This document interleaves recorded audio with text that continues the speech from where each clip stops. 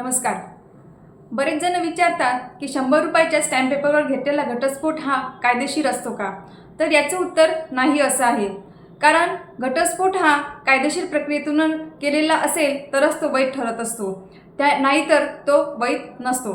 आता भारतामध्ये घटस्फोट घेण्यासाठी कायदेशीर प्रक्रिया कोणती आहे ते आपण या व्हिडिओमधून आपण समजून घेणार आहोत.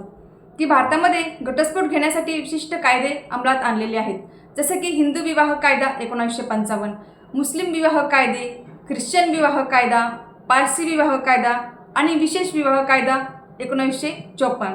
या कायद्यानुसार जर तुम्ही घटस्फोट घेणार असाल तर तुम्हाला फॅमिली कोर्टामध्ये जाऊन अर्ज दाखल करावा लागतो आणि डिक्री मिळवावी लागते, तरच हा घटस्फोट तुम्हाला कायदेशीर ठरू शकतो. आता स्टॅम्प पेपरवर तुम्ही परस्पर सहमतीने घटस्फोट घेणार असाल तर तो वैध आहे का? तर याचं उत्तरसुद्धा नाही असं आहे.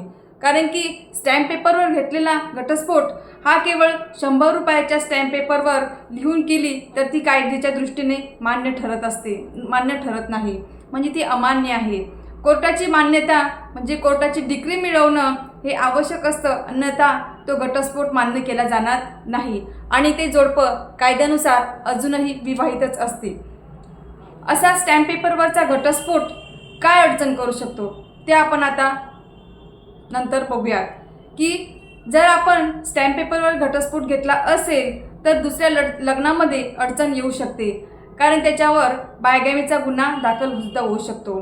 प्रॉपर्टी डिस्प्यूट्स, त्यानंतर मुलांची कस्टडी, अलिमनी वगैरे बाबतीतचा खटला त्याच्यावरती दाखल होऊ शकतो, म्हणजे तो वैध मानला जाणार नाही. असा स्टॅम्प पेपरवर घेतलेला घटस्फोट हा केवळ व्यक्तींना भविष्यात कायदेशीर गुंतागुंत ठरू शकते.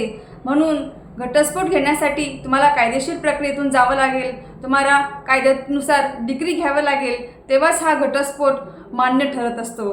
आणि अशाच नवीन व्हिडिओसाठी आपण पेजला फॉलो करा, शेअर करा आणि जास्तीत जास्त सबस्क्राईब करा, जेणेकरून आम्ही आमच्या जे चॅनल आहे त्या चॅनलच्या माध्यमातून तुम्हाला नवीन व्हिडिओ आणि नवीन लॉ अपडेट्स आम्ही देत जाणार आहोत.